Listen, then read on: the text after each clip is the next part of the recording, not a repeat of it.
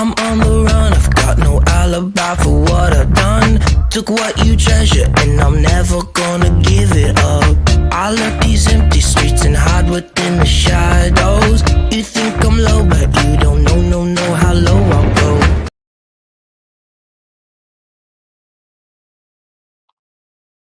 Yep, boy. What's up? What's happening? Check, check, check, check. Do we have sound? It looks like we have sound. Says hola Ceylon. G'day, g'day, g'day. How you going, mate? Process. Hey, FNQ. How are you, mate? Would you believe that this has been probably, it's been 3 and a bit years since I've gone on live. First time in 3 and probably a half years, 3.5 years.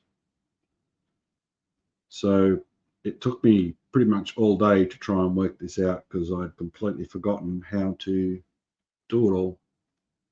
So I've got a screen here, I've got the phone there just in case. Are you going in your car, mate? You're traveling just in your rig, or are you taking a caravan with you? When you come up this way, come over to West Australia, mate. I'll give you a place to stop for a little bit.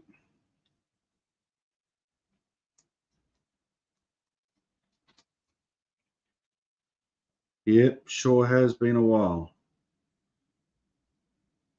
Has been a long while. But yeah, if you're coming over this way, Corey, just come and let me know. Message me on Insta or here. Are you going with the boat? Cool, cool, cool. Dave, how are you? Anonymous Biker USA. Well, holy moly, snapping dog shit. We got some of the OGs. Some of the OGs in the chat already. I was just saying 3.5 years since I've been on live. I thought I'd give it a go. What the hell? Mr. Shannonite. Audi with his bald hair, he's gone Audi. I got new tats as well, so lots of changes in my world, buddy. Remember it like it was yesterday. Of course you do. Epitome. How you going, Epitome? Don't have much of a what do you call it, agenda for today. I thought I might talk about my holiday in America. I haven't lined up any videos of that. There are videos on the channel. Thank you, Anonymous. Still handsome as ever. How's the Dark Horse going? Good. I took it for a ride, not yesterday, 2 days ago, and took it for a ride last weekend. Love where the handlebars are. She just handles so much better, and even riding on the dirt tracks just handles so much better. So yeah, I've been really enjoying just getting on the old girl and taking it for a spin. Love to have it back. I ended up having a flat battery, but that's all right. Just got a new battery and all good. I mean, it's always summer here, mate. It's always summer. It's either hot, wet, or wet. One or the other. Much like your women, Anon. Thanks, Mr. Shannonite. It's good to see some familiar folks in the chat. Yes, I don't have much on the agenda for today. I just think I just wanted to get on here and just say hello to people who might be around in the world and just have a bit of a yarn. Not much else. You want me to be your agent? Yep, I could do that for you, mate. I could do that for you quite easily. Next time I come to America, I'll be catching up with you, dude. Because I think you're in New Orleans and then you went to Philly, I think. If I remember rightly, I think you went to Philly. So I'll definitely go up that way. I'll be honest with you, mate. I haven't watched a lot of YouTube for a long time. Georgia, mate. Gee, you're all over the place, aren't you?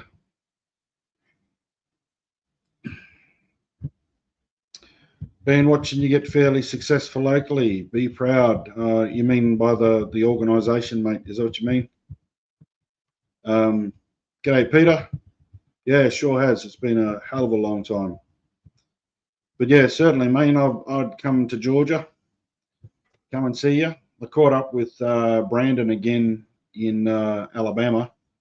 Him and his wife. We went and had dinner at one of the restaurants there in Birmingham. That was pretty cool. Yeah, what is YouTube? Exactly. I see you've been doing lots on Insta as well, mate. You've been smashing it. I haven't watched a lot, but I've seen you all over the place, all over the place. And Digby's down under. Well, he's all over the place in his Prado, driving all over the place and going out on date nights and watching movies and doing all sorts of things. Yeah, Brandon's fantastic. Love him to bits. He's a really good bloke. So, Dave, I saw you got some patches from your sheriff friend as well over there in America. Yeah, thanks, F and Q. Yeah, there's been a lot that's happened with the organisation. Just last week, we won Business of the Year, Indigenous Excellence Award, and the Innovation Award. And the Innovation Award was for a software package that we've developed with a software developer that's specific for helicopters around the world. And we've been tweaking it every now and then it's also for the microgrid that we're working on to power two communities. There's a few other things in the wings as well that we've been working on. So yeah, we did well. We did well. You sure do get around, Mr. Anon. Texas Mike. Oh, he's got one of the fob holders. I still have that in my bike bag, which doesn't keep the keys. It's just in my bag. The keys come with me, and the fob holder sits in the bag. It's not what it's there for. It's supposed to actually come with me on the bike, but you can't put everything together, can you? What have you been doing all this time? So great to see you back. Thanks, Epitome. What state is your favorite American state so far and why? Well, I have to say, look, the states I've been to are all very different. But I loved California. I really loved California. The starkness of California, flying from Texas to California, flying over the desert and seeing the mountains and the snow on the mountains, and then there's desert, and then there's vast solar arrays, and then you're flying towards Fresno and you see this agricultural belt of California, then driving up through the mountains. It was just an amazing place to be. But Virginia, I really loved how green Virginia was, but I mean, I obviously was there at the right time of the year. The mountains were freaking scary, and the Big Bear was even more scarier than the Appalachians. But yeah, look, I really loved California.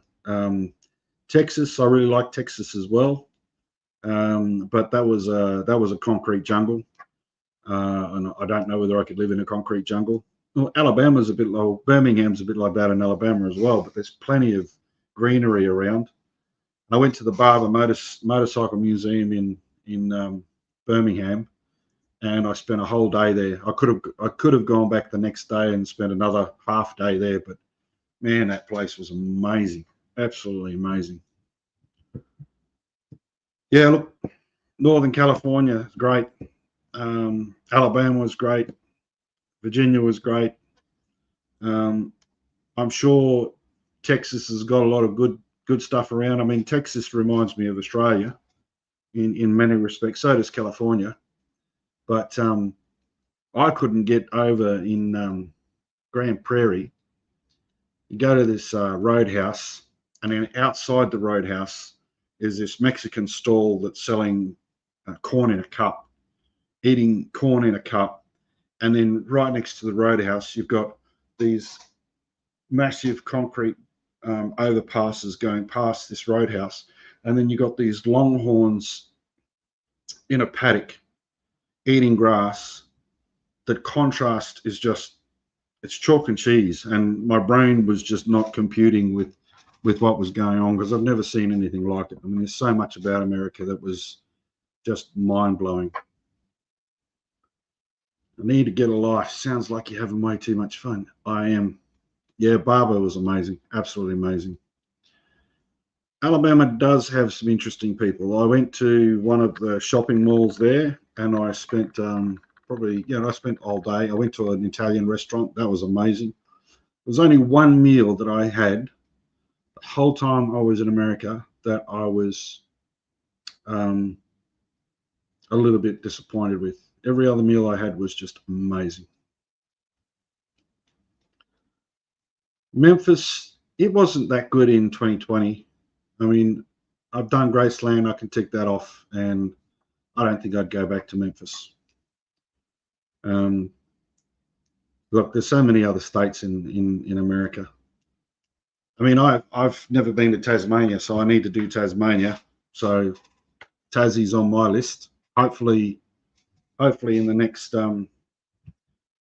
within the next year, I'll go do Tassie.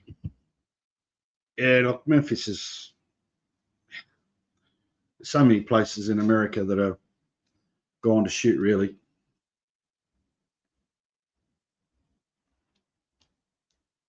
Yeah, and Chewy as well. Chewy's in Tassie. Big Bert, Chewy, and Taz. He's there as well. Does his gold mining. But yeah, caught up with Cowboy Car Crushing in Prairie, in Grand Prairie. Went to Longhorn Harley Davidson. Took plenty of photos. Saw this beautiful heritage, and I would have, if I could have, I would have bought it. And Philadelphia, yeah. Look, I really enjoyed the history in Virginia. Went to Montgomery, not Montgomery. Montgomery, that's where Brandon is. Went to, name escapes me now. Thomas Jefferson's place. Went to Thomas Jefferson's place, and that was amazing. And what I found really difficult to get my head around was the contradiction between Thomas Jefferson having written the Declaration of Independence, and he was against slavery, yet he had 200 slaves. Monticello, that's it, Monticello. And I was struggling with that contradiction, and it was good because I asked that question when I was doing the tour with Eric and his wife, and they were very honest about it, and their answers were great, and we had a really good, robust conversation about it. So it was interesting. It was really interesting to be there in Thomas Jefferson's place and see those contradictions and kind of understand what those contradictions were. and the history of how America started. So I really enjoyed that. And then went to Jamestown as well, and that was okay. I loved the Indian huts that were there. Went to a restaurant with Eric and his wife that Thomas Jefferson's friends built, and he used to frequent there. And it's a restaurant. It used to be a house. That was an amazing place. I had the best. What do you call it? Not a cocktail, mocktail. It was ginger beer, jalapeno, and lime or lemon, and it's the best drink I've ever had. My hair's all frizzy. So much for looking good on camera.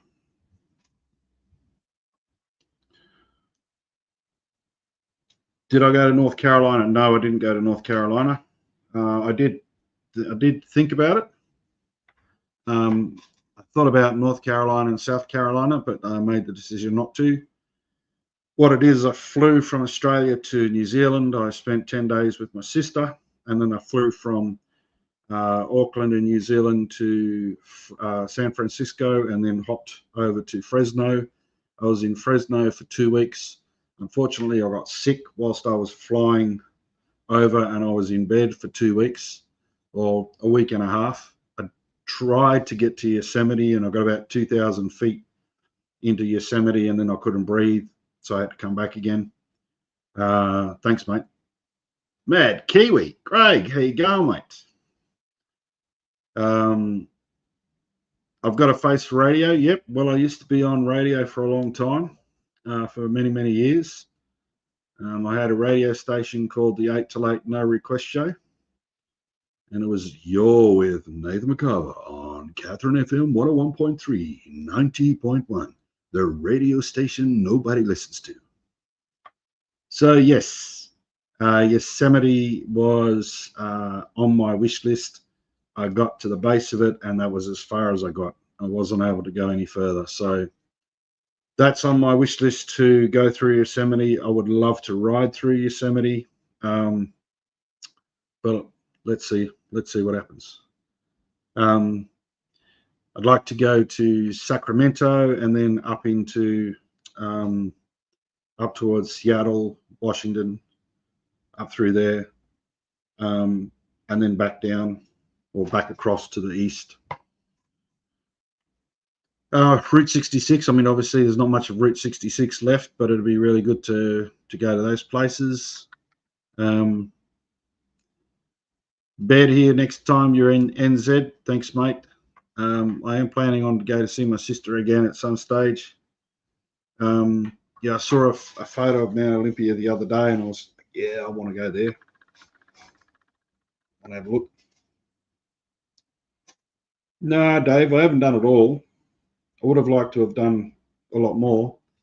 I'll tell you what, the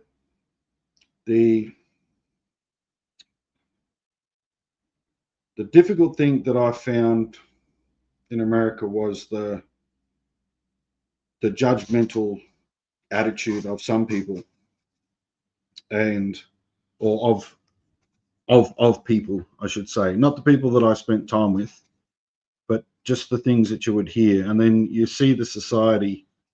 Yeah, no worries, mate. Cheers and on. Thanks, mate. Appreciate it, you being here. Enjoy the ride. Yeah, so it was one of those things. Is like, you're driving through Fresno and you go from one block to the next, and one block is in an affluent society, and only one street over, and you've got third world conditions, and you've got rubbish that's falling out across the road, and the council doesn't do anything to pick it up, and it's just it was chalk and cheese. It was just an amazing thing to see, but not in a good way. Yeah, it was interesting. It was interesting. Los Angeles was a mine F. Moz, how are you, mate? Far North Queensland. I was over in Maroochydore, maybe 2 months ago. Yeah, 2.5 months ago. It was bloody cold. Went over there for a clean energy network symposium. It's a nice place, Maroochydore. He's far north, mate. Far north. He's north. He's norther than you. He's norther than Townsville. Try and decide if to do our 3 months off in the States or do a lap of Oz. The dollar and plane travel turns me off. Yeah. I don't know. I mean, you've already done Australia, I don't know how many times. Digby? I love Atherton Tablelands.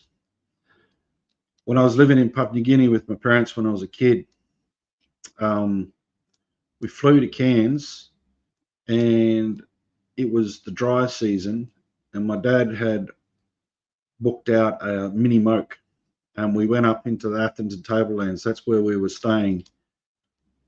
I've never been so cold in my life. That was just out of this world. Absolutely froze our nuts off. And the bee house, loved the bee house. No, is it the bee house or the honey house? I've been there a few times. Love the Atherton Tablelands. Beautiful place.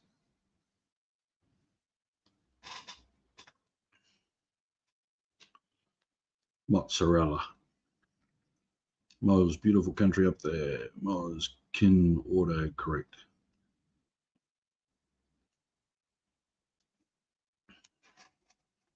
So what's everyone up to?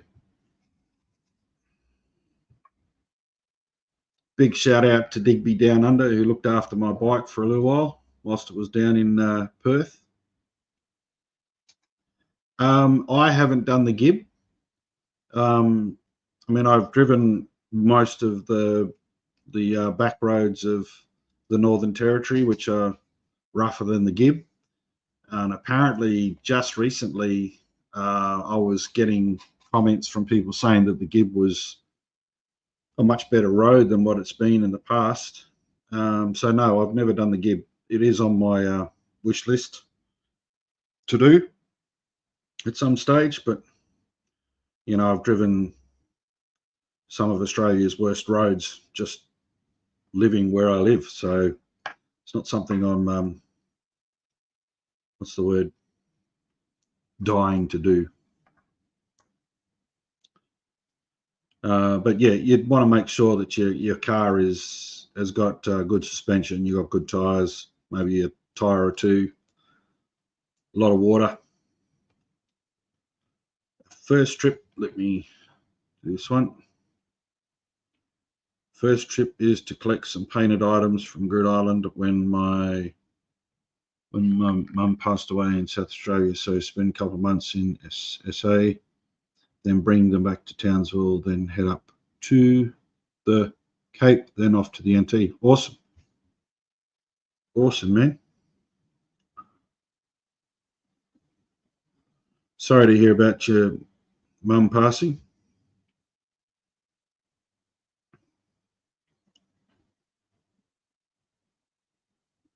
I'm watching the elusive ooh on the tube, mowed all the lawn before the rain on my V-twin. Hey. Yeah, take your time to come WA, bro. I'm up in the northwest corner.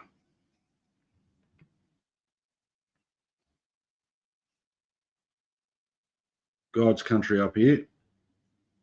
Mud crabs everywhere. And you don't have to do what you do in Townsville with the mud crabs. You just get whatever you want. You take them, you eat them. Got turtle, got dugong, stingray, got everything, man. Just chow down. Have some fun.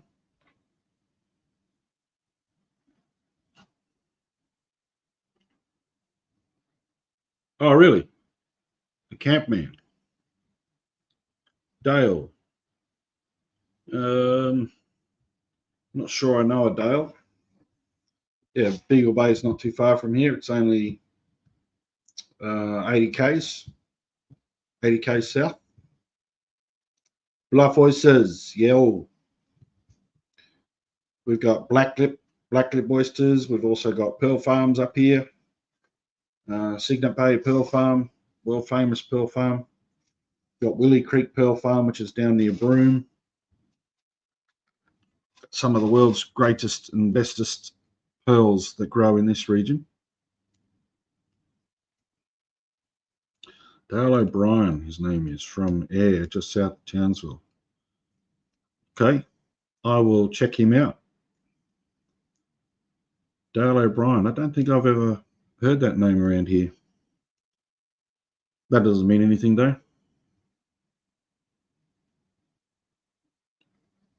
No, you won't need shops. If you go fishing and eat off the land, mate, you'll be right. Gooey duck. We got geese, we got duck, we got cows and bulls and donkeys. Yeah, we got plenty of oysters up here, man. Blacklip oysters. Beautiful. Beautiful oysters. Not that I go out hunting much. I'm either on the bike or in the four-wheel drive.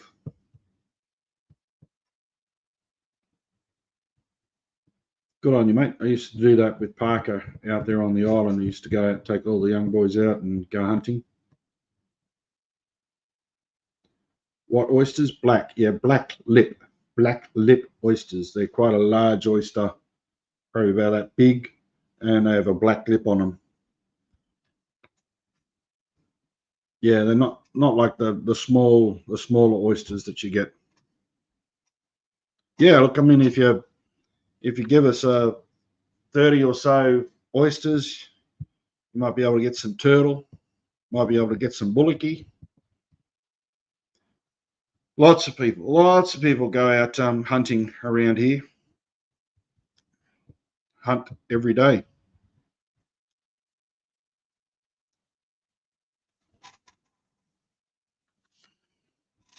So yes, America was great. Riding with Eric from Kraken's Garages and Adventures, he let me ride his Revival, Harley Davidson Revival. And one of the first things he said to me, if you crash it, make sure you total it.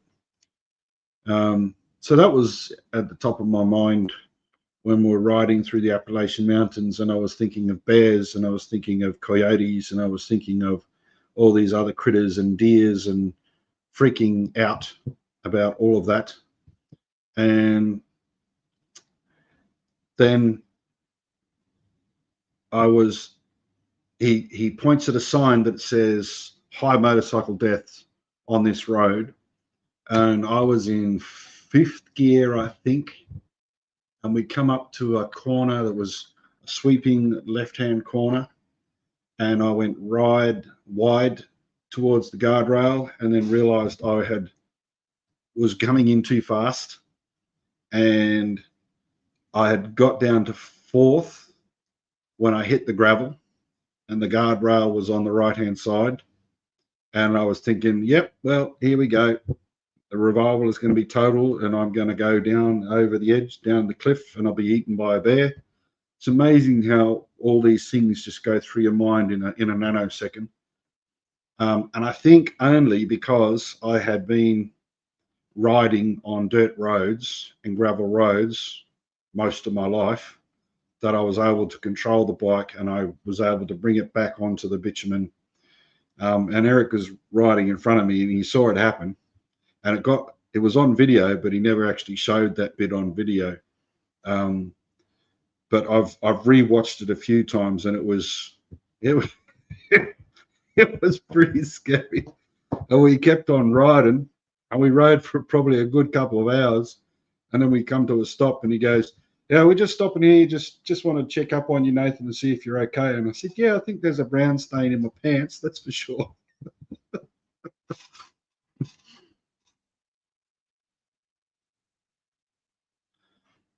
I did have some turtle meat in the freezer, but I cooked it up a little while ago, and I don't have any left.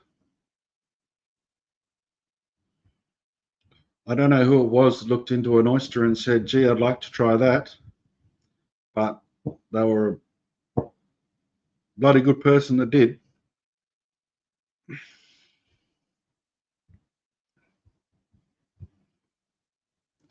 Yep. Skid marks are us. So yeah, that was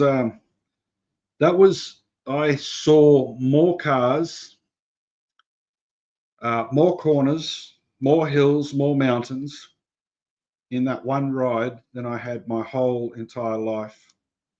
And I was very tired by the time we got back to Eric's place.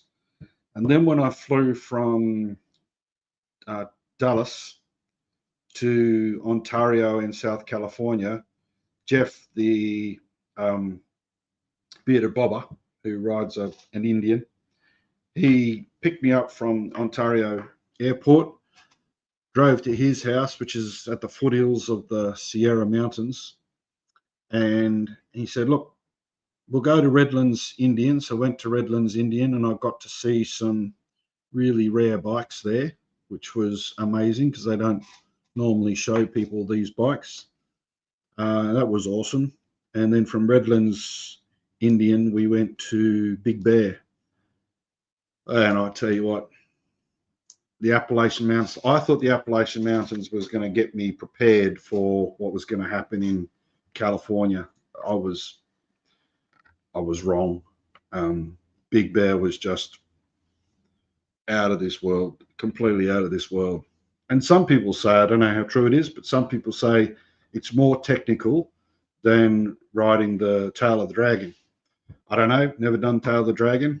I have done the Big Bear, and I did it very slowly.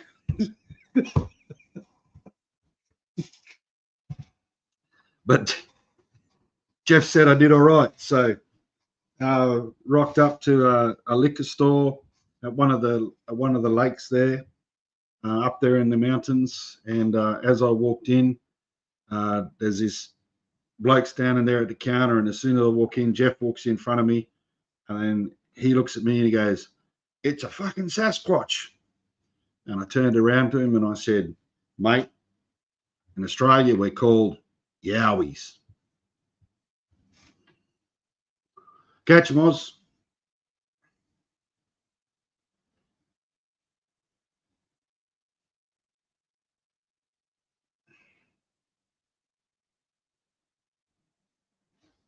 So do the Lewis Pass to Westport, then down to the West Coast. Damn.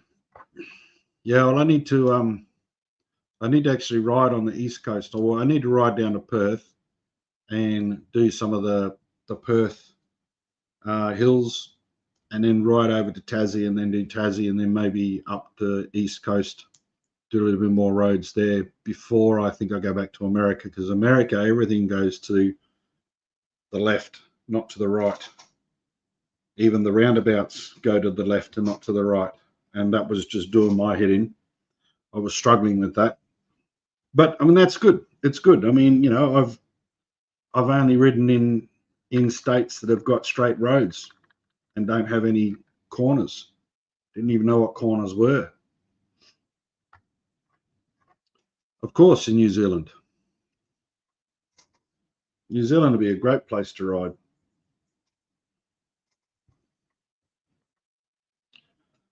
Yeah, well, my brain was struggling with the amount of information that was being thrown in my face. As I was on the motorbike, I'm riding other people's motorbikes for one, riding on the wrong side of the road, riding in a place where you could actually see. I mean, I saw a brown bear or a black bear, one or the other, in the mountains at Big Bear, and I saw a coyote, I saw deer, I saw all sorts of critters while I was over there, and I'm freaking out because I'm scared of bears, scared of sharks. I'm not scared of crocodiles, but bears and sharks, definitely terrified of. And here I am seeing these things as I'm riding, going far out. And then you're thinking about these bloody deers. You know, kangaroos are kamikazes, and these deers are kamikazes, and there was deers everywhere. I guess if you're used to it, it wouldn't matter really, would it?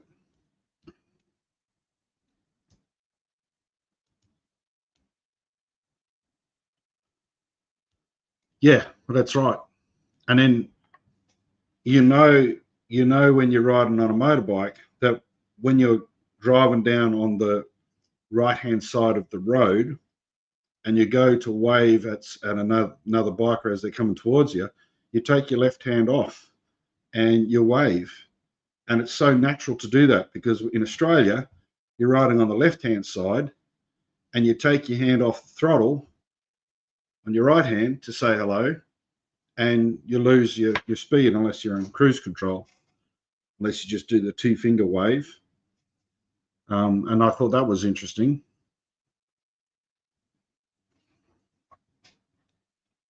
But when you're in a cage, yeah, there is much more. It's much easier because I drove in 2020, I drove from Memphis to Alabama, and that was much easier to do than ride a motorbike on the wrong side of the road.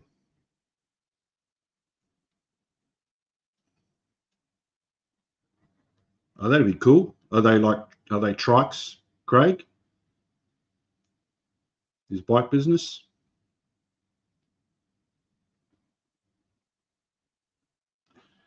Yeah, that's a proper blackfella there, mate. Scared of a green tree frog.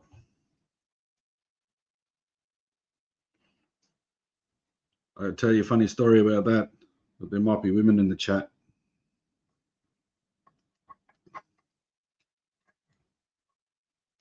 There might be a campfire story.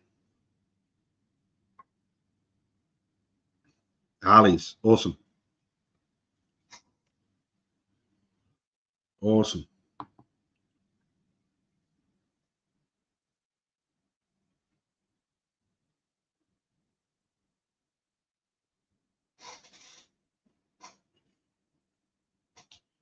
Yeah, I don't mind green tree frogs.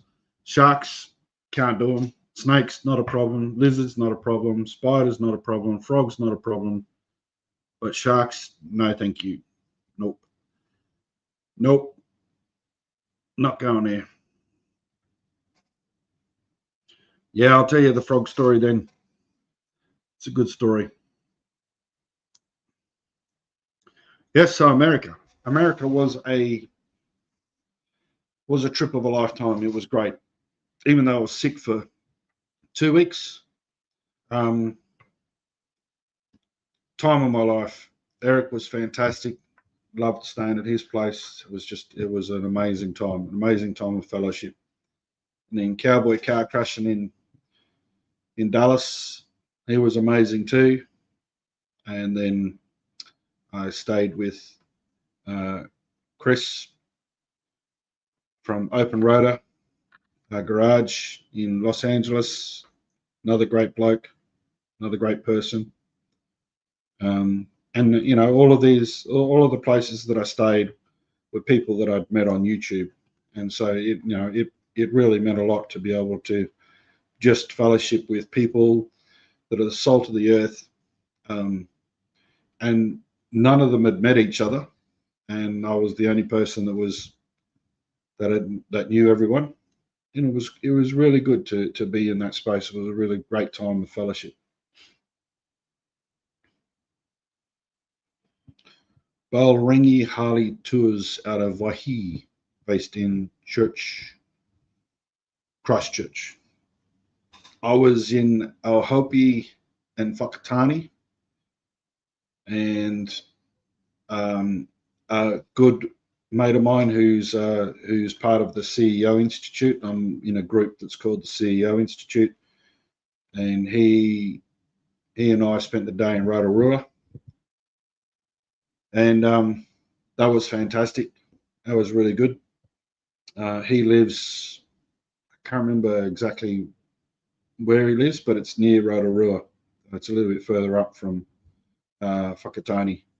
And I got this tattoo in Ahopi on there.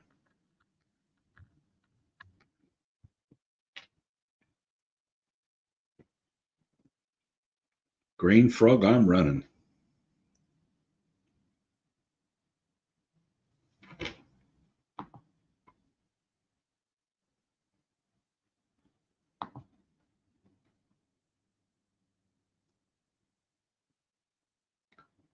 Well, I'll be honest with you, I didn't think anybody would join the chat since it's been 3.5 freaking years that I've been live. A lot has happened, a lot has changed. I'm still here though. I have spoken to Knuckles TV through his YouTube channel. I mean, I couldn't see everybody when I went over to America. And when I went there, I had bought a ticket to Fresno, and that was it. I hadn't even made up my mind what I was going to do. I had spoken to Eric that I was going to end up there. I had teed up with Brandon to catch up with him at some stage, and I'd also spoken to Jeff and Chris in California. And I was hoping to catch up with them in the first 2 weeks that I was in California, but as I said, I got sick, so those plans got scratched. So I wanted to catch up with Cowboy Car Crushing, and so I just made up my mind as I was in America and thought, yep, I'm going to go here, going to go there. So when I got to Virginia and stayed at Eric's place, I still hadn't worked out when I was going to leave Virginia or whether I was going to end up in Alabama or whether I was going to end up in New Orleans. I just bought tickets when I felt like it and then traveled business class, first class the whole way. And I've now worked out which legs of flights that I shouldn't pay that money. But definitely the long haul flights, it's worth paying the money to go business class. Yeah, look, Knuckles is great. There's a lot of good guys in Texas. So, I mean, Texas, I'd love to spend probably a good couple of weeks in Texas. I was only there for 5 days, and I spent all that time with Cowboy Car Crushing.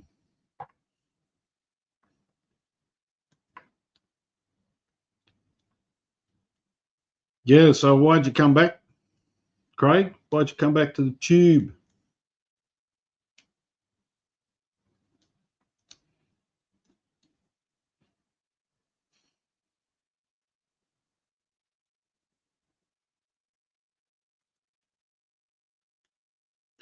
I'm not sure if you've watched what is it, Angry Christmas Productions, FNQ.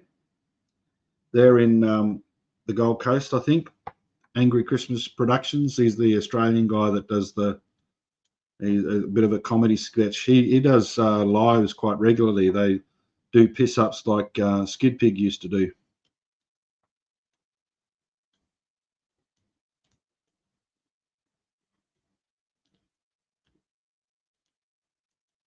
You haven't yet what?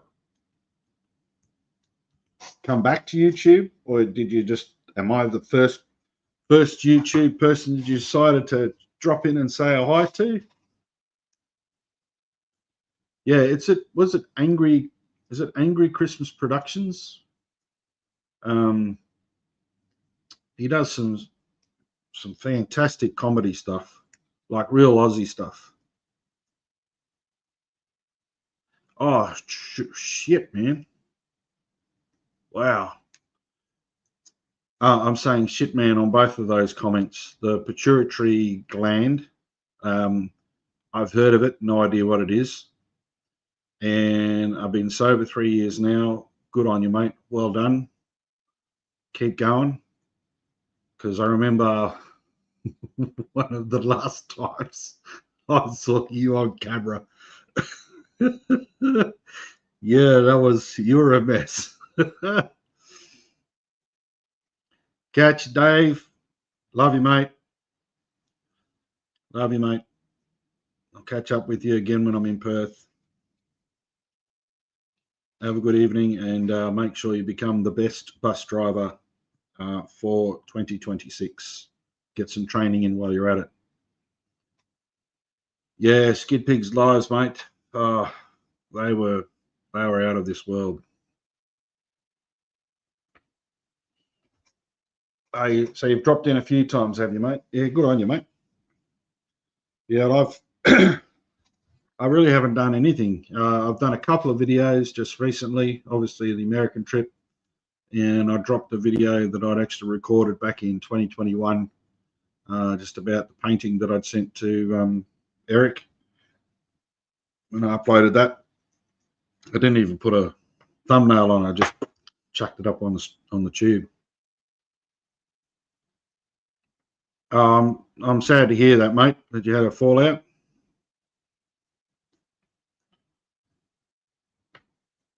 I've watched some of the Hard Yards podcast and been watching some of the videos, but again, I really haven't been religiously watching anything on YouTube. Kind of been keeping to myself, and I'd been tossing up whether I should come back to YouTube or not, and it took me 3 years to make that decision.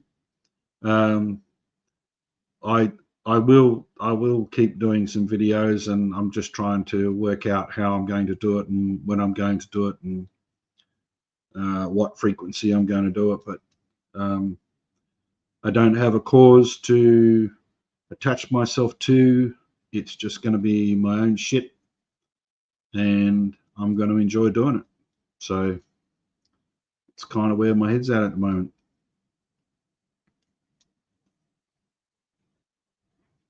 Yes, you too, Craig. I was drinking a lot on lives on TikTok for money and ended up with server alcohol. What? Wow. Dang, man. I didn't realize it was that bad.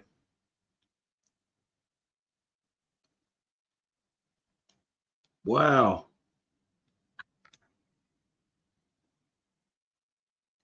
Well, good on you, mate. Good on you for taking charge of your life and moving forward. One of the quotes that I have that I use every day is, I've learned that when you do the hard thing is no longer hard to do. And I think you've just done that, mate. You've recognized that what you need to do is you need to give up the grog, and it's going to be hard. But when you actually do it, it's no longer hard to do. Well, qualify that, it's less hard.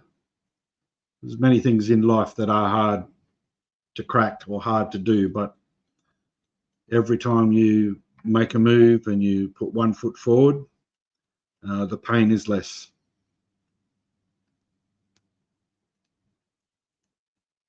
Good on you.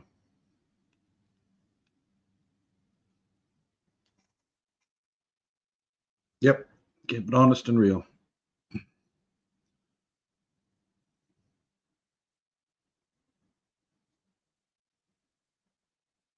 Well, good on you, mate. Well, you must have given me the kilos because I've put the kilos back on again. I've had a few health issues myself. Wow, 5Ks. Gee, I'd love to do that. Can't do that because both my Achilles are torn. One's at 70% and the other one's at 80%. The doctors have been telling me that I need to basically be an invalid for the rest of my life. And I'm saying, nope, not happening. I'm not doing it. So I've got a rowing machine. I haven't used it for a while. And I have been walking, but I need to actually get probably a good, let's say, 10 kilos would be good if I could get 10 kilos off. Good on you, mate.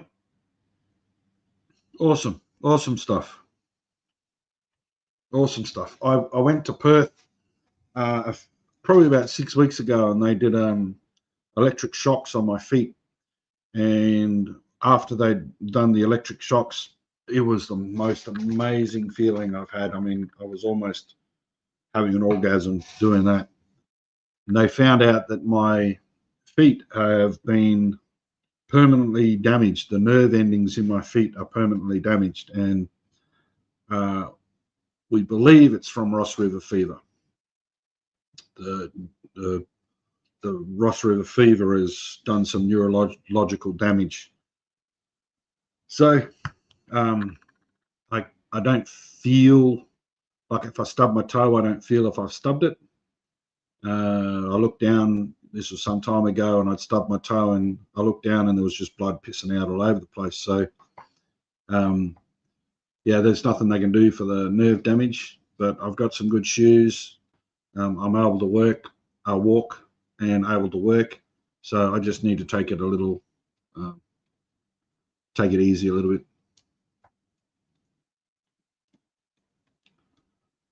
Damn, Craig. Kind of, taking the patchouli out, and then you put your 40 kilos on that, you're putting more weight on you. It's like, damn. How do you get it off?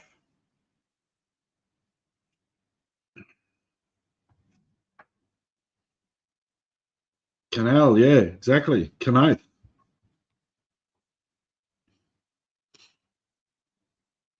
It's like, they give you steroids twice a day to stay alive, and then they need to give you some medication to drop the pounds. Dang. That must be hard.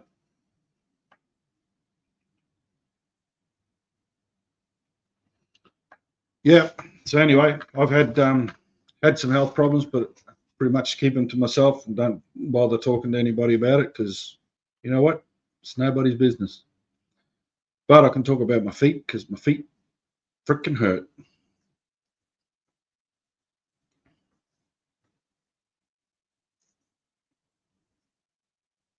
Yeah, it's an insidious thing, isn't it?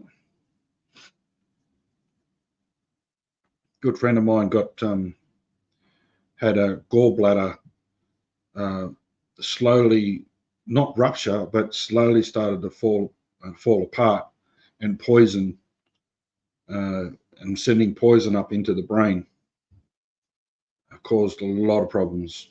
But got that sorted, and everything was fine after that.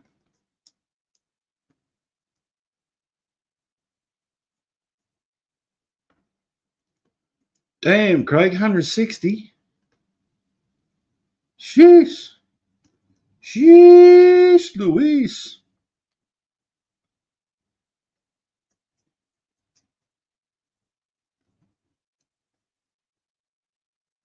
If someone kicked you up the ass, would you feel it?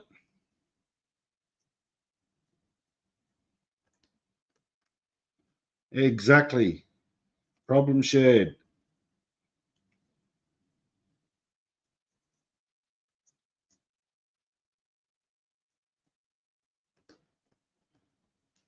Yeah, I mean that medical marijuana. I mean, it helps a lot of people. It doesn't help everybody, but I know that it helps a lot of people in different ways. Touch wood, I'm not on medication, which is good. Um, Not bad for a 52-year-old. Haven't got belly rolls yet. Jeez, Louise.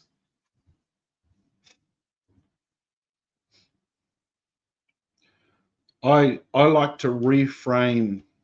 I'd like to reframe what you said, Craig. Problem shared is one solved. The word problem is a negative. Reframe it to an issue. An issue shared is one solved, because you'll find a solution. It's what I've been reframing the way I think things, and sometimes it's just a word. It's just a word changing the mindset, and not being in a negative mindset, but using a word that is more positive. So using the word problem is a negative. So I always use the word issue. I have an issue. This is an issue. Sometimes I still catch myself saying problem, but I try to get myself to say, no, this is an issue. Within it, there is a solution, and I'll find a way forward.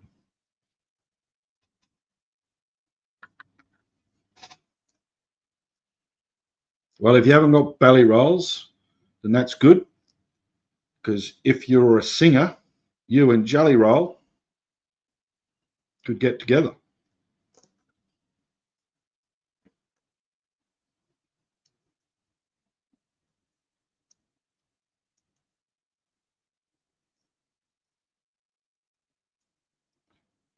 The last 3 years of my life have been hardest mentally and physically, but learned to speak up about it and get the help to move forward. Very proud of you, Barry. Very proud of you. Good on you. That was one of the things, and I'll briefly share, and I might talk about this another time, maybe on a video, I don't know. But one of the things that I have recognized over the last 3 years is that I need to be more vulnerable. And I heard someone say the other day, emotionally available.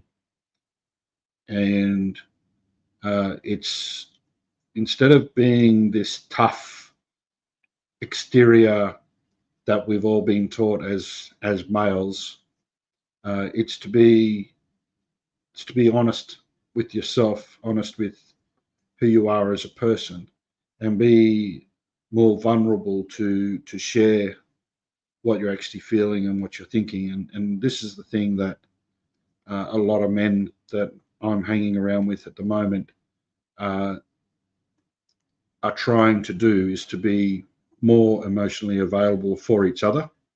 Not talking about women here, being more emotionally available to each other as men, to talk about life's problems, there's the word problem, life's issues, and dealing with those issues and trying to find solutions. And sometimes those solutions can only be found from within.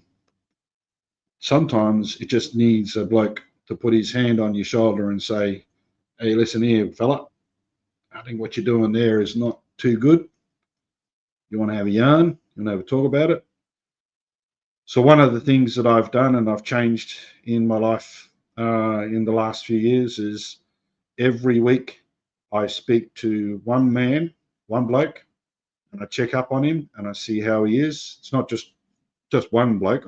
There are different men that I speak to, and I ask them if they're okay, and if they need anyone to talk to, any assistance or anything like that. So because I've been in some dark places over the years, and it's been pretty much the men in my life that have helped me get through this shit.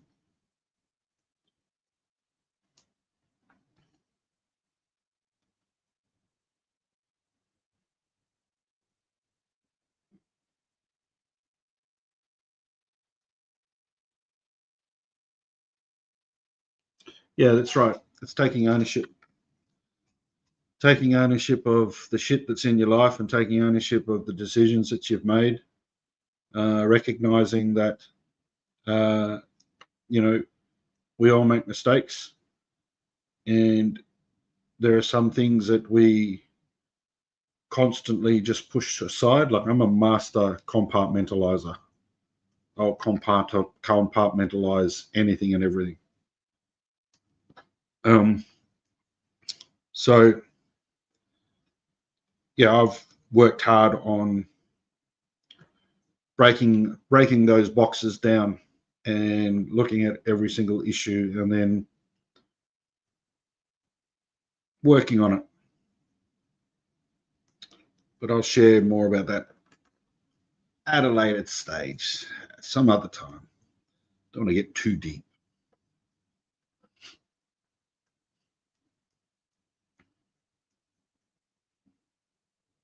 It's all about ownership.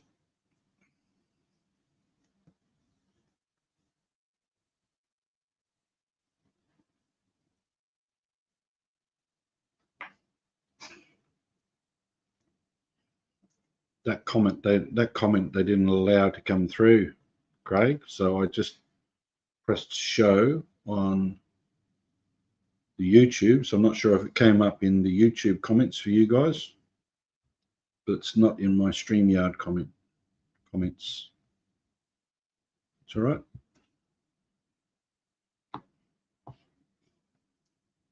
But fuck nowhere. Exactly.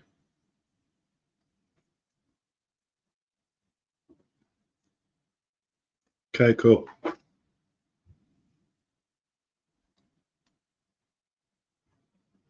Well, I think good on you, mate, for recognizing all the shit. I mean, you've had to go through a lot of shit to, a lot of rocky roads to come to where you are today.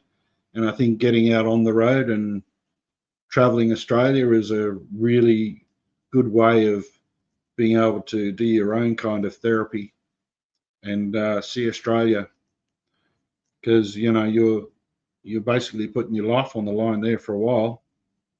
And like you said, you're living life to the max now, and you're enjoying it. You're much more healthier than you ever have been as an adult.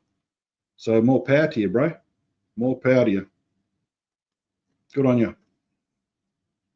Proud of you. That's what you need to do. Take care of numero uno. That's the most important.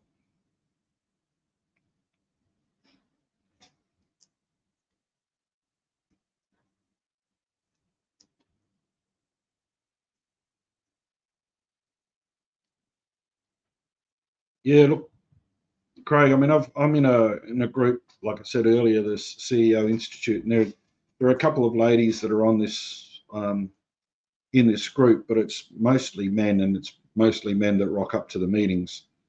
And it's a really good time for us to just talk about business and talk about where we're at, because we're all going through similar situations with business and some of the big decisions that we have to make. I'd encourage you to, I don't know, look for an online group, or there might be a men's group somewhere in a town next year that you can catch up with. But there might be some online stuff, because the guys that I talk to is all online.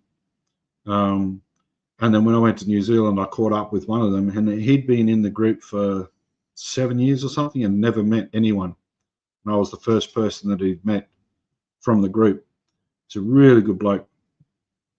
Um, and you become friends very quickly when you're able to share what's on your heart, and you be open and honest about stuff.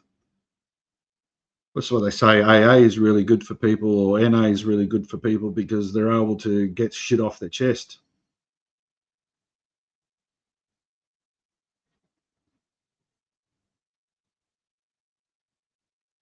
Yeah, good on you, mate. Good on you. I don't know how you got sponsorship with a large company, because I've never been able to get sponsorship for anything. I'm the one that's spending all the money.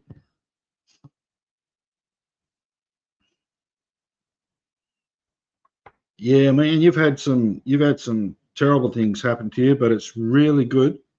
I'll be upfront, honest here, mate. It's really good to see you have a positive outlook on life, because it's very easy for people to fall into the depressive state and blame everything on everybody else, and never look at themselves for absolution or for a way forward.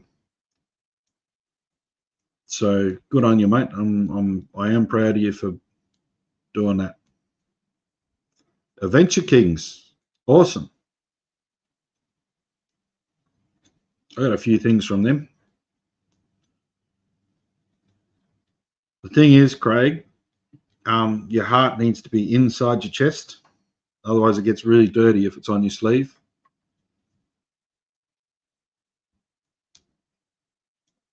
Yeah, it's about grabbing hold of that bull, that life bull, by the horns, and pulling it to the ground and getting on that back of it and riding the bloody hell out of it, and taking it in the direction that you want it to go, not what it dictates to you how you should go.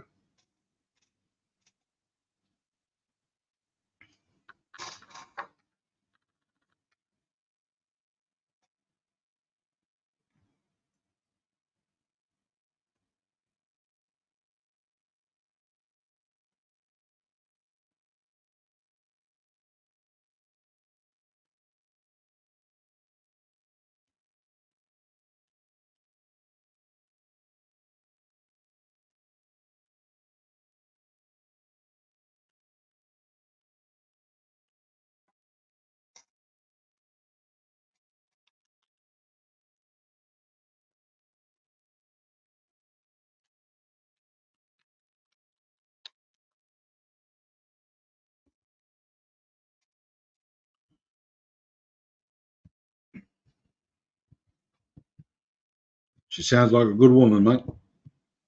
Keep that one.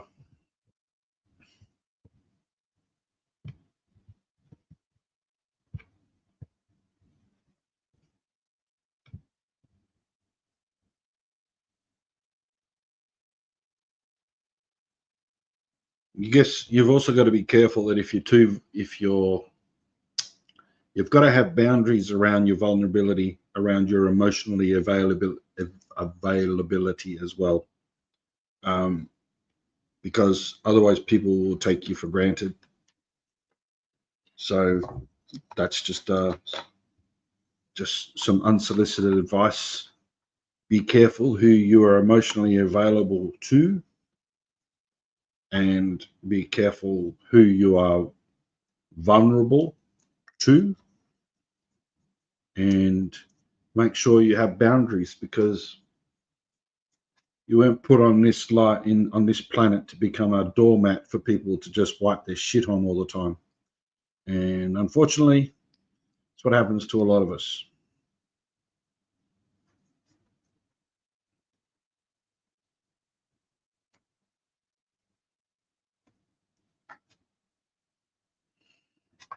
Good on you. I hope the best for you, Craig, with the endocrinologist. I hope some good stuff happens for you in that space.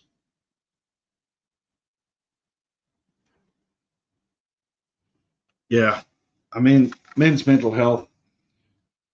Look, I mean, we've got guys that are working in some of the most dangerous jobs in aviation, and you can just have a shit day at home, and then you come and work at the airport, and you could be putting yourself and everybody else at risk. So you need to be aware of your own capacity or inability to be able to work through an issue in any given day. And if you're not in the right mindset, then you could put yourself and others in danger. And that is one of the reasons why I'm very big on making sure that mainly men, but there are women too, but mainly men who are around me are okay. Because I've been in situations myself where I've not been okay and no one has seen it. And even though I've asked for help, no one has heard it. And there's a saying that I heard an Aboriginal man say a few months ago, is that people need to listen with their eyes and see with their ears. And I took that as a whole body situation. When you listening to someone talk about their issues in their life, you're actually looking at them and you can hear what they're saying. That means you need to be, again, comes back to, you need to be emotionally available for that person to be able to see and hear what it is that they're saying or what they're trying to say.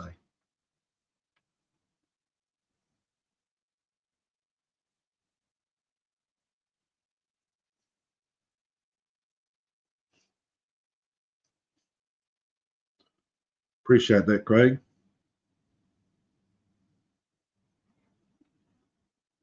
That's right. Doesn't work if you don't want it to work. Sometimes it just takes somebody just tap you on the shoulder and say, hey, listen, fella, I see you, mate. What's going on? Let's go and have a walk over there and let's go and have a sit down. You want to have a smoke, whatever. No, I won't give you a drink because you haven't drunk for 3 years, but you know what I mean? Let's go and have a coffee. Yeah, look, I mean, I think there's a lot of hoo-ha around mental health. I think there's a lot of stuff that is really not true, because doctors these days will diagnose you with all sorts of weird and wonderful things, and then pump you full of drugs. And my view is that drugs do not do anything other than mask the real issue that is underlying in that space. Yes, there are people that have chemical imbalances, and again, I'm not a doctor, but common sense tells me that if you've got chemical imbalances, then there's medication that can help with that. But if you have issues with anxiety or depression, medication don't work. Have to deal with your psychological base first and deal with the shit that is in your head, and work through those issues and find absolution somehow. And more often than not, it is you have to be honest with yourself. More often than not.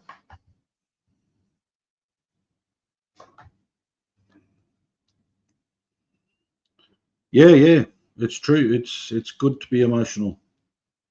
I went and saw in Perth. I went and saw a matinee that had Andrew Lloyd Webber's musicals there, and pretty much throughout the whole thing, I bawled my eyes out, cried through the whole thing because it was emotional, and I enjoyed it. I really, really enjoyed it.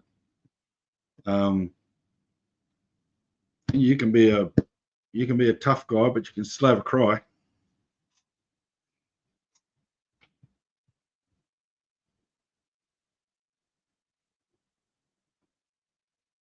That's true, mate. It's true. Whether it's prescribed drugs or whether it's illegal drugs, it never fixes anything. Back in the day, a long time ago, I used to get high. I was so good at getting high on my own endorphins. I was able to switch them on and off. This is when I was in the music industry, and I was really good at doing that. But these days, I really haven't tapped into that. Yeah, sure, mate. You can give me a call. You got my number?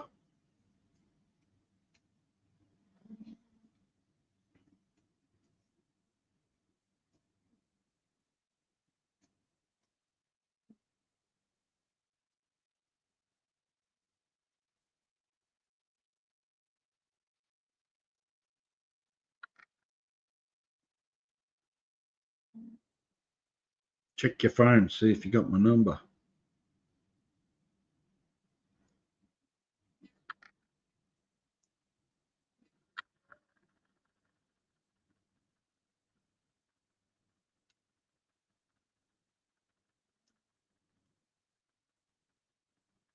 I'll check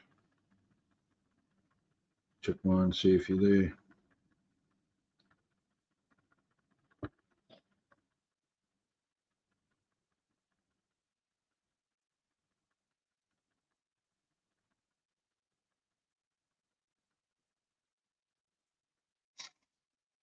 I think I've got it. Changed my phone so many fucking times.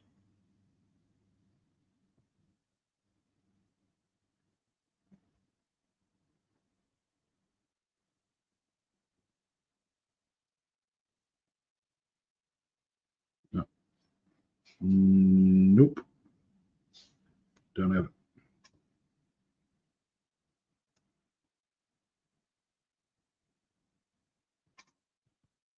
Nope.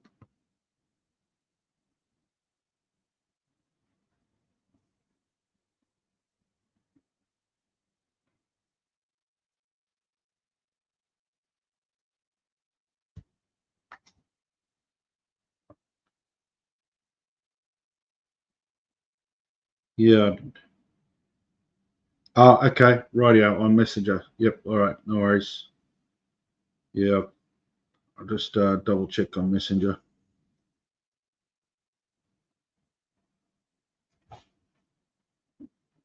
Yeah, I got you there. Yeah, you can give me a call after this live, mate. Yep, got it. Got it.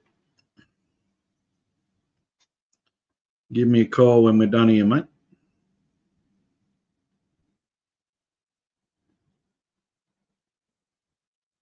Yeah, and look,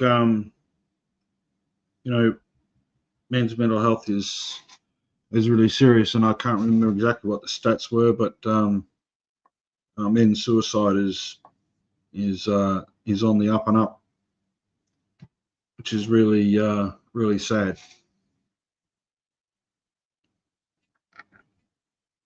Really sad.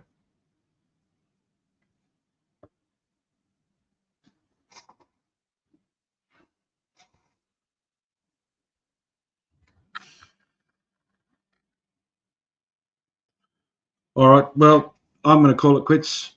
It's 8:45 now, and I'm usually in bed by 8:30. How you going, Julie DJ? Good to see you. I'm doing well. Been on the tube now for an hour and 17 minutes. Whoa, shit. Aussie Life is here. Well, I was going to call it quits. Look at this. We've got Julie and we got Aussie Life. Well, I might stay. Should I stay for a little bit longer?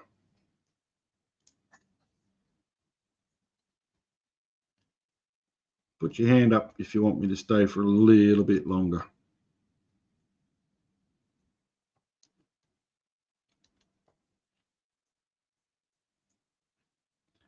Ten to 2. Bloody hell, mate. Should be in bed asleep.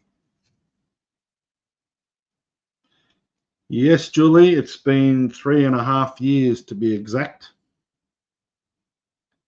3.5 years since I've been on a live. Yeah, not a lot of people have seen me with hair.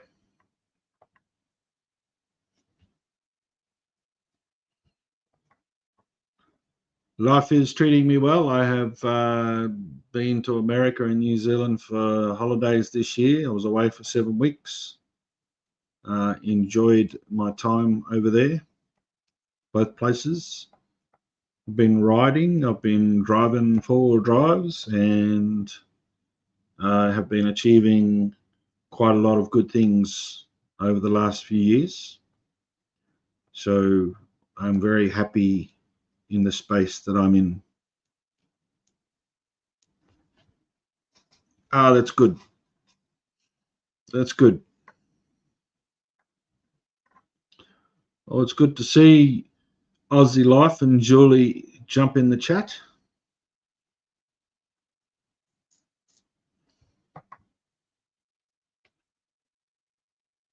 Mr. Shannonite was here right at the start.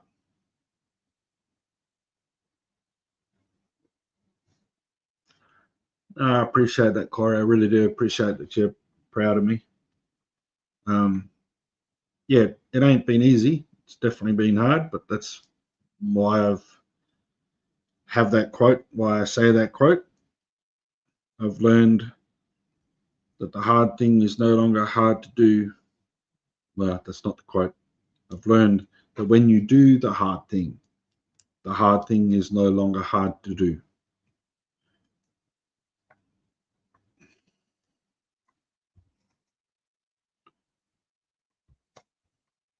Yeah, I haven't watched much on YouTube for a very long time. Even all the guys that I was following haven't watched a lot of videos at all. I've been keeping a very low profile.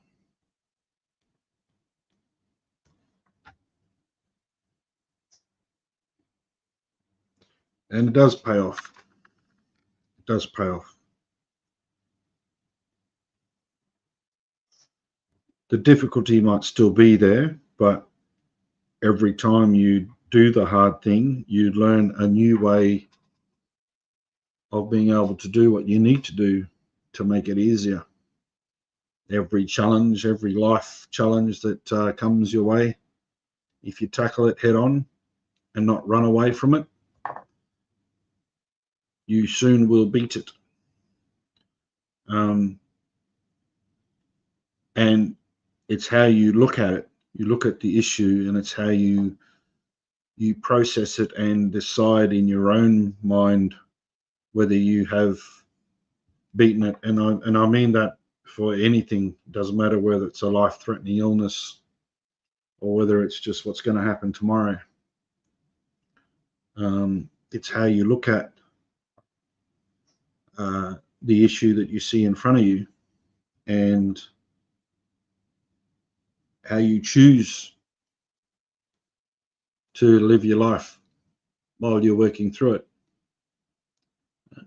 And that's why you find some people who might be on their deathbed and they are quite content and quite happy with what they've achieved and what they're doing and where they're going,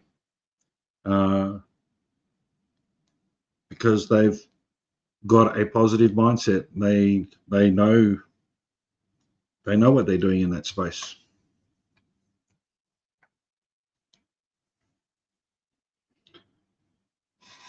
Being grateful, yeah. Being grateful for what you have, for who you are, for what you've learnt, good or bad. And one day at a time with a purpose. That's it.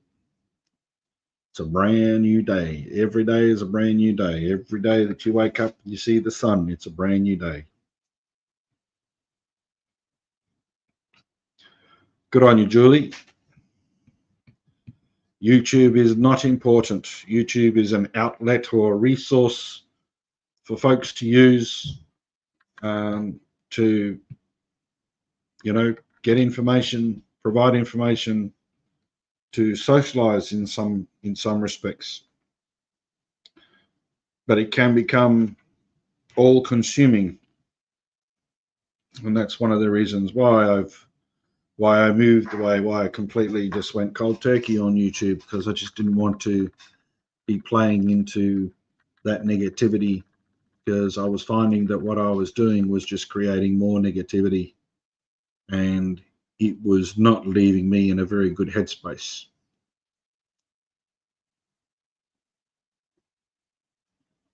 Good on you, Corey. The more you talk, mate, the more I'm impressed.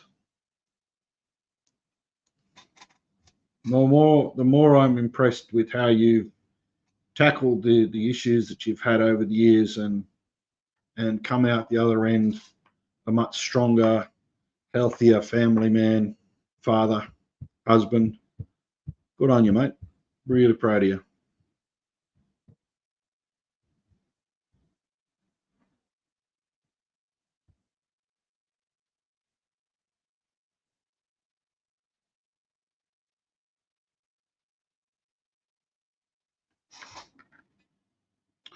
Yeah, I can understand that, Julie, but what did Forrest Gump say? Life is like a box of chocolates. Never know which one you're going to get. You put your best foot forward, you do what you can, and then you move on. And there's no point languishing in the past. There's no point being worried about what might have been or what could have been or anything like that. The fact remains that what is today is what is today. And what matters is how you move forward, how you make a decision to do what you're going to do the next day. That's how I look at it.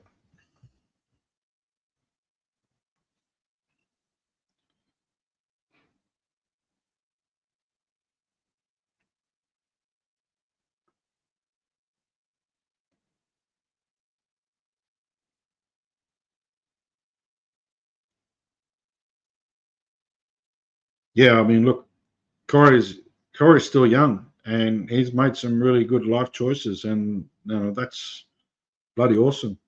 Sometimes it takes us 52 years.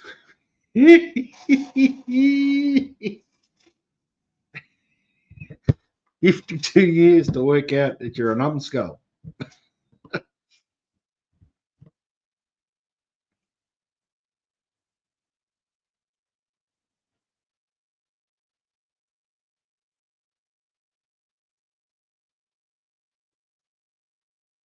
Yeah, you're right, Julie. Toxicity is everywhere, and you just have to be mindful. What we were talking about earlier tonight was the boundaries, making sure that you're aware of your boundaries, or that other people are aware of what your boundaries are, and don't allow people to treat you like a doormat. And the more you take care of numero uno, the more you take care of yourself, the more you're going to be able to take care of other people. I mean, that's that age-old saying, if you don't love yourself, you can't love others. It's the same thing. If you don't take care of you, then you can't take care of anyone else, because you're going to be sliding down this slippery slope trying to help everybody else but never actually help yourself. And you're going to put all of your effort and time into doing things for others and not actually checking on yourself and making sure that you're okay. So you ain't no good to nobody if you aren't good to yourself.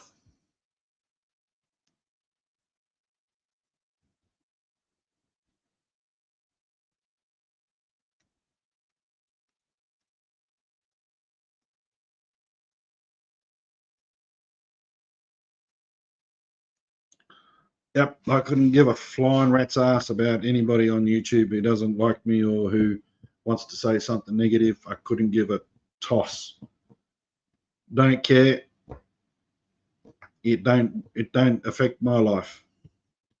Um, I'll be here for the people that want to be here. I'll be here for the people that want to have friendship, that want to have a chat. And that's the reason why when I went to America, I stayed with people that I had built friendships over on YouTube, and they are the salt of the earth. They are wonderful people.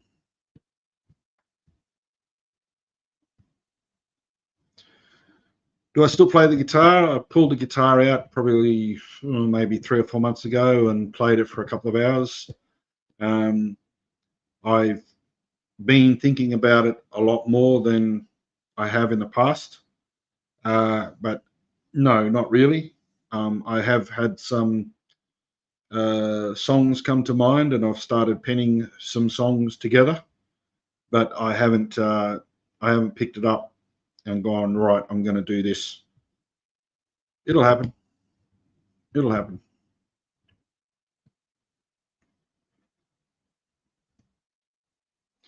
Yeah, I mean, I like this whole thing about the reset, mate. Like before I went to America, before I went to New Zealand and America, I was sitting at my workstation in my office.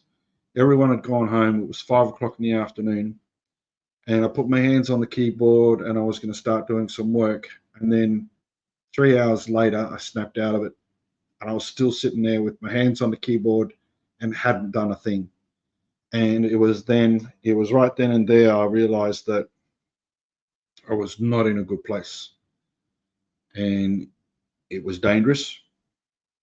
So I immediately told the board that I was going on 2 weeks leave in 4 weeks. And they said, yep. About 2 days later, I said, no, I'm going to go on 3 weeks. And then a few days after that, I said, no, I'm going to go on 4 weeks.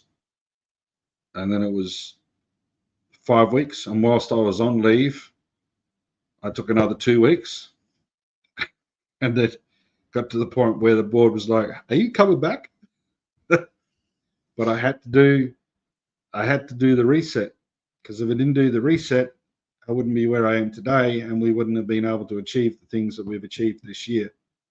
So my head is in a much better, clearer place, and for myself and for the people that I work with and work for, we are in a much better place. And like you said, Corey, we're kicking a lot of goals, and from an organisational perspective, I've been invited, myself and others from the board. We've travelled around Australia to speak at different forums and conferences. We'll be in Darwin in the next 2 weeks. We'll be in Darwin. I'll be down in Perth in February to talk to another organisation from the Central Desert. I was in Adelaide just recently for a forum. I was in Queensland for a forum a few months ago. So we've been given many opportunities to speak about the direction, about the things that we're doing within the organisation, and so we've been really blessed in that space, and we wouldn't be where we are today. I don't believe we would be where we are today if I hadn't gone on holidays. If I'd not gone on holidays, it would have been bad.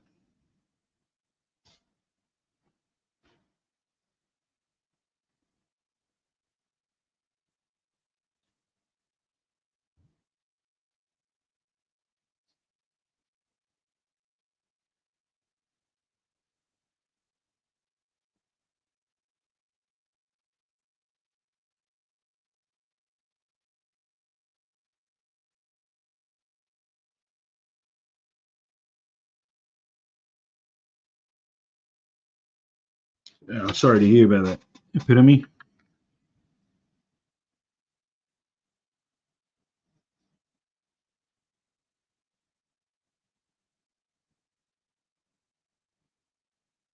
Yeah, you need to take stock.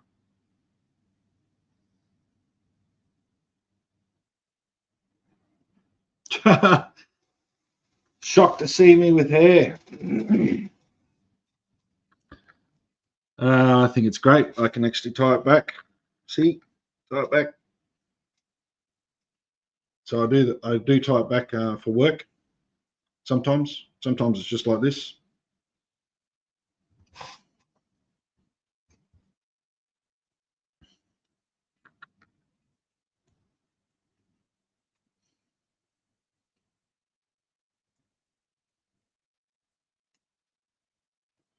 In 1998, Australia Day, I was living in a place in the Northern Territory called Katherine, and we had a flood come through the town, and I lost everything that day. It just went down the river, including my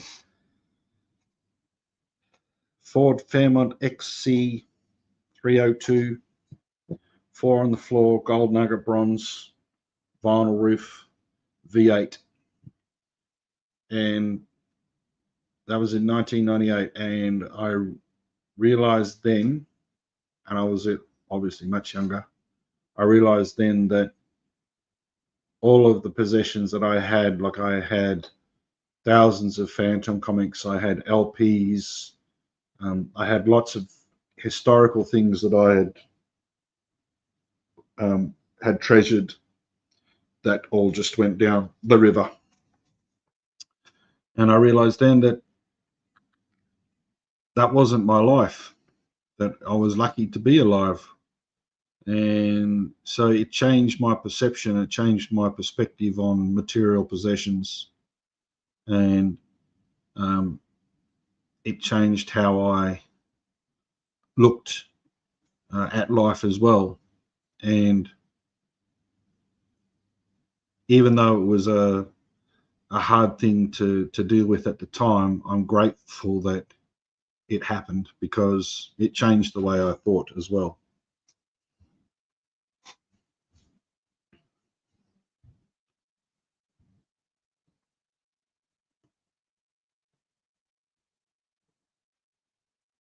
It was an XC, yes, a GLX. Yes, it was.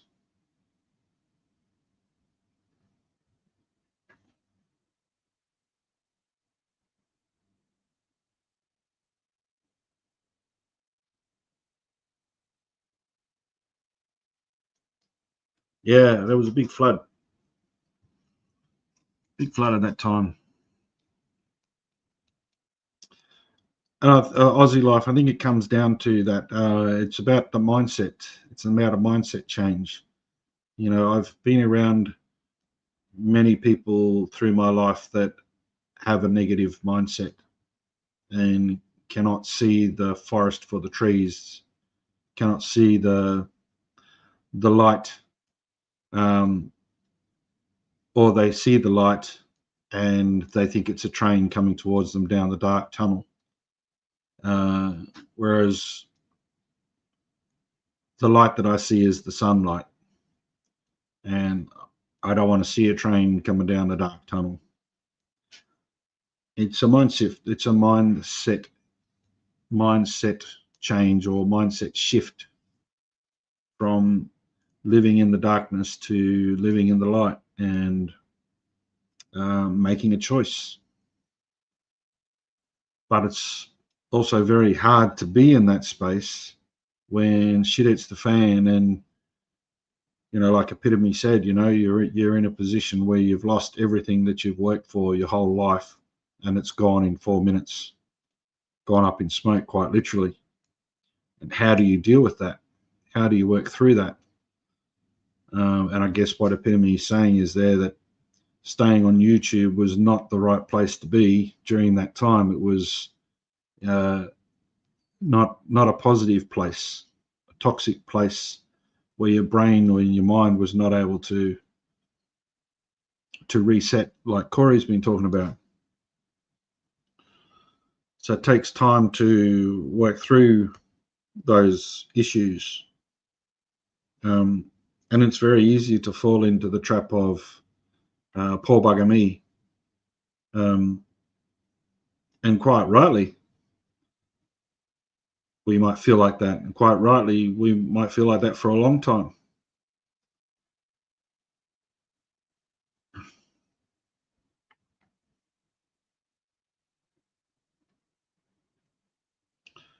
That's a really good way of looking at it, Epitome.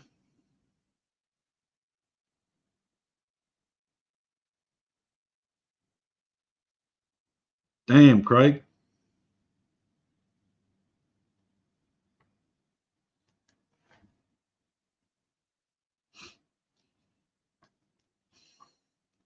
And yeah, again, YouTube is it's what you make of it. I mean, if you allow it to become something that is more than what it really is, or more than what it really should be, not just YouTube, anything, then the real danger is that it can become toxic. And unfortunately, that was kind of the space that I was living and working in. And I had to make some hard choices. I had to make some hard decisions and really work out what it was that I really wanted to see for myself.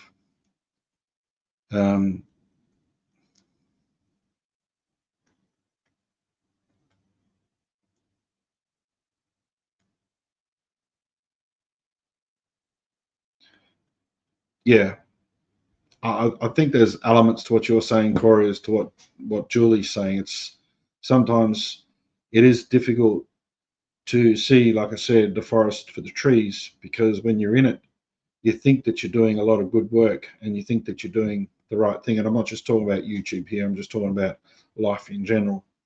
But if you're actually not looking after yourself and you're focusing all of your energy on other things that are not positive, or I don't know what the word is there. If you're focusing on things that are not wholesome, and there's an element of toxicity there, then you need to go with your gut. And that was one of the concerns, or one of the issues that I had, is that my gut was screaming at me and I wasn't listening to it. And it wasn't until that I listened to my gut that I was able to make some decisions. And like we said earlier tonight, put some boundaries around my life, put some boundaries around what I was willing to accept as acceptable and what I was willing to not accept as acceptable. And in some cases, I went from one extreme to the other, and I had to find a middle ground. But I think I'm in a much better place today than what I've been pretty much my whole life. So I'm very happy about where I'm at, very happy about who I am. Have I made mistakes? Damn straight I have. Am I the world's best person on the planet? Damn straight I'm not. But I am who I am, and I'm happy with who I am.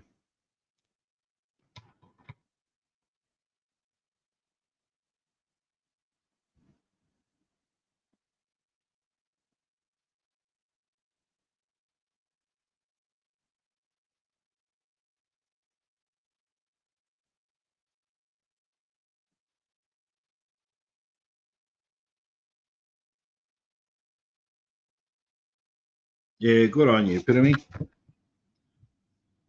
Done a lot of lone camping myself as well. I love it.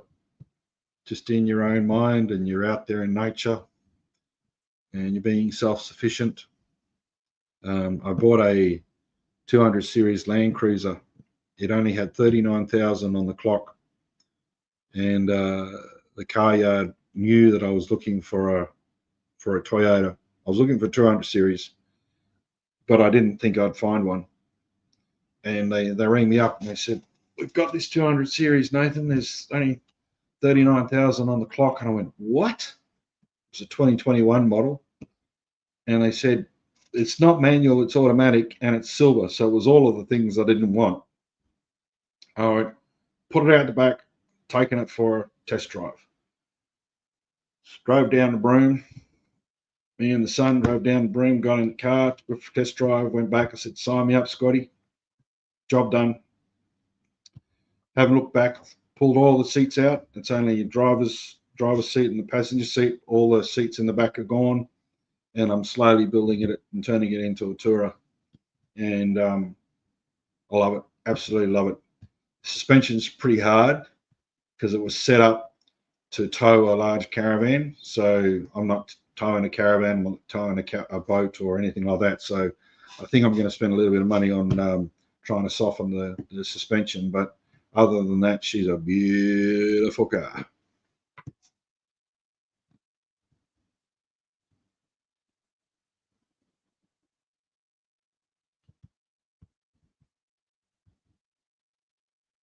Adaptations.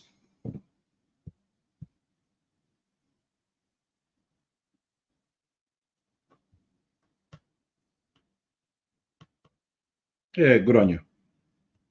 Yeah, there's airbags in it already, mate, and it's sitting on 10 psi and it's still hard, but it had a GVM upgrade. From memory, I think it's just under 4 ton, but it's so freaking hard. Just the whole car just as I'm driving down the road because I live out bush anyway.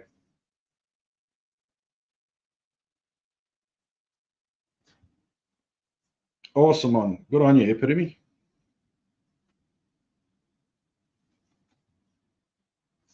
Yeah, I seen you doing your setup in the back there, Corey, on the Ranger. You did well there.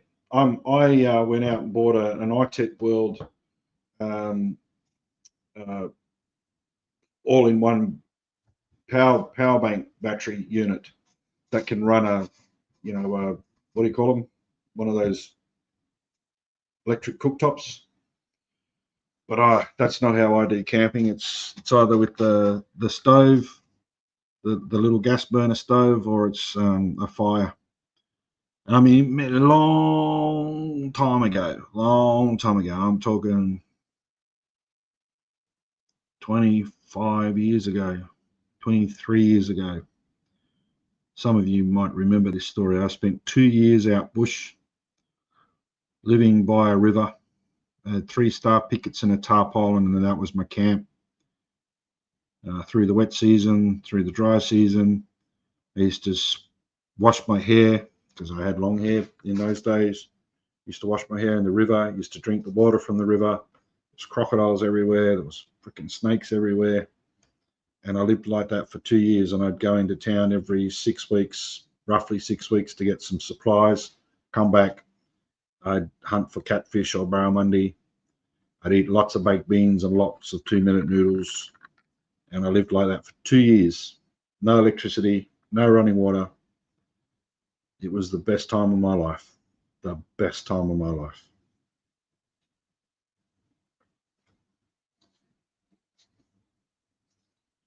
Yeah, I'm going to get softer springs. But I've been watching Ronnie Dale's channel, and he's got this wonderful suspension unit, and I'm thinking I might invest in that because you can actually pump it up inside and outside of the cab.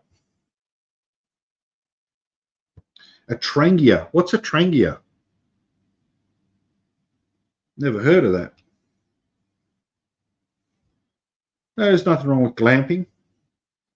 Glamping's good. It's still getting away from the house, from the city, and you're going to a place that's got everything that city's got. No judgment.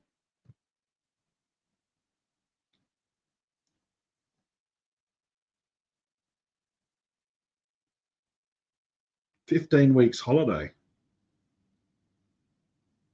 Induction cooker, that's what I was trying to get at. Bayofi channel, hello, how are you? Bayofi.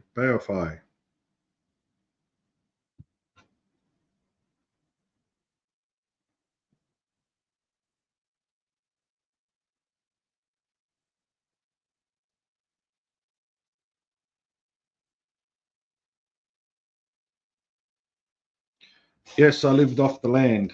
I would hunt for freshwater stingray, and I ate a lot of catfish, crab, some bull shark. Caught a bull shark once, only once.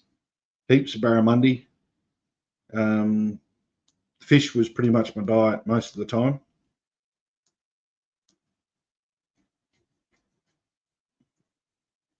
But it was the best time of my life. It was actually the time I wrote my first song. My first song I wrote out there in the bush, and to this day, I think that song is the best song I ever wrote. So there's no hope for me, is there?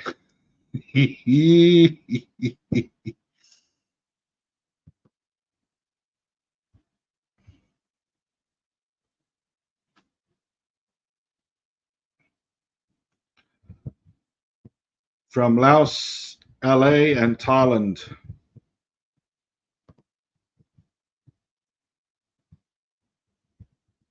You can never unlike Barra. No, you can't. Barra is awesome. Freshwater Barra is awesome. I mean, I'm not a big fan of catching them, but when you're hungry, you'll eat anything.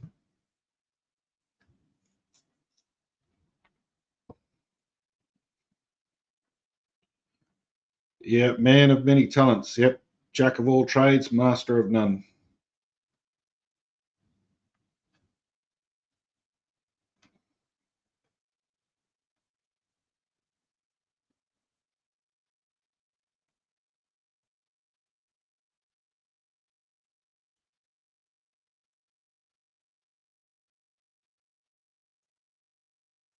I think the way the world's going, I think people are going to have to need to learn how to live off grid.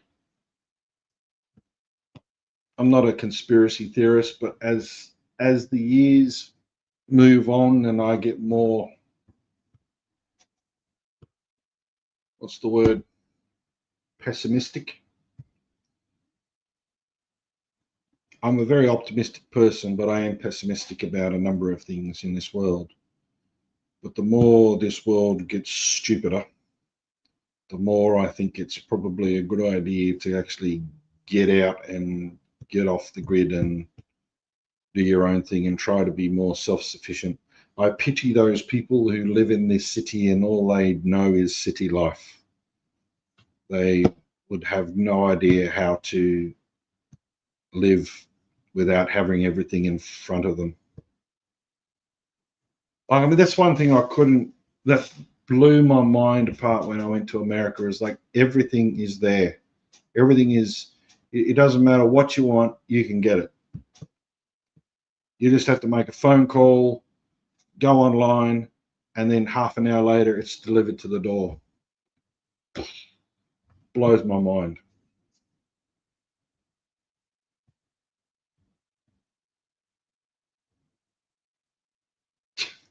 Good on you, Craig.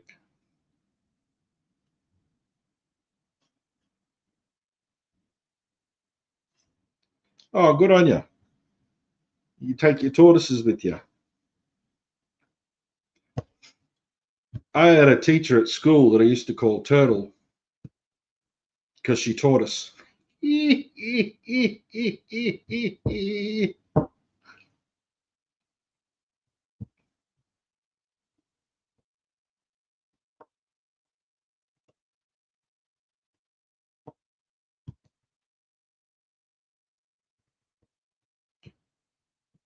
Yep, kids should learn bushcraft in schools, and back in the day, that's what used to happen. But now everything is bushcraft is on an iPad, um, and it's a game called bushcraft.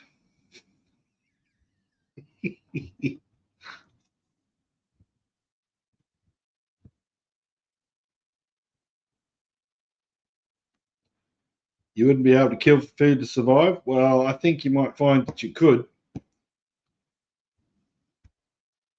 I think you could if push came to shove. Otherwise, you'd be emaciated. Is that the word?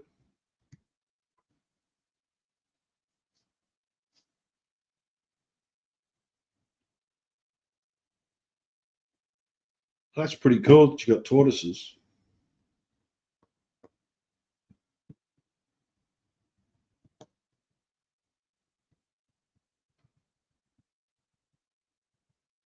Look, I mean, you can eat witchetty grubs, you can eat grasshoppers. You know, Bear Grylls goes out there and eats all sorts of things. I mean, it's still protein. It might not taste good, but I mean, what do they do in Asia? They fry up bloody cockroaches and other things. I mean, it's like, hey, it's food.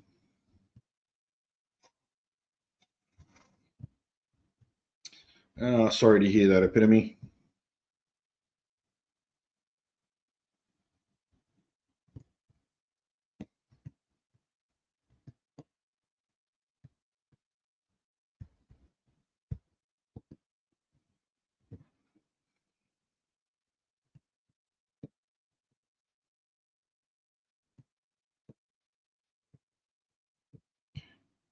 Thing is, you know how to live off the land in New Zealand.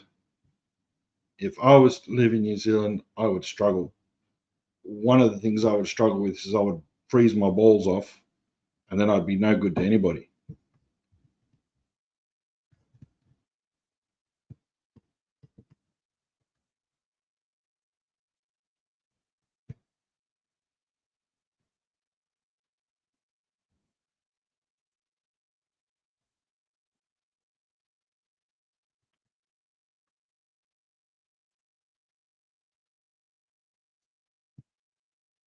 Oh well, guys, I'm gonna call it quits for tonight. Um, Not bad, nearly 2 hours for the first live in 3.5 years. And I really appreciate you all coming in to say hello. Um, it's been good. Yeah, I was keeping it short for a little while, Craig, and then I thought, no, I'm gonna let it grow out again because I need room for my brain. So yeah, that's why it's getting longer. I don't think it'll get as long as what I used to have it, but yeah, I'm done shaving it.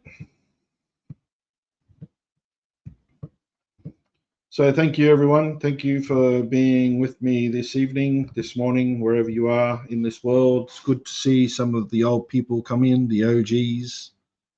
It's all good. Thank you very much. Have appreciated it. I may or may not come on here next week, but keep your eyes open. Hey, Finn. Good to see you.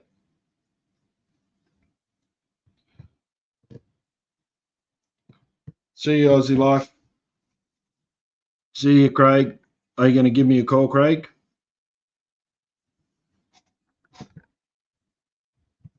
Thank you. See you, Julie. See you, Corey. Thank you for sharing your stuff as well, Corey. I really appreciate it, mate. I'm very proud of you.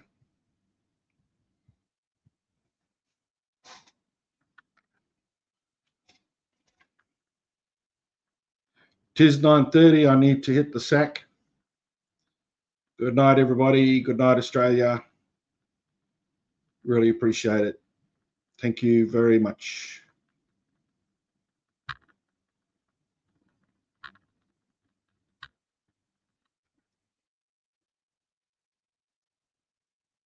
Yeah, no worries, Craig. Give us a call. Good night.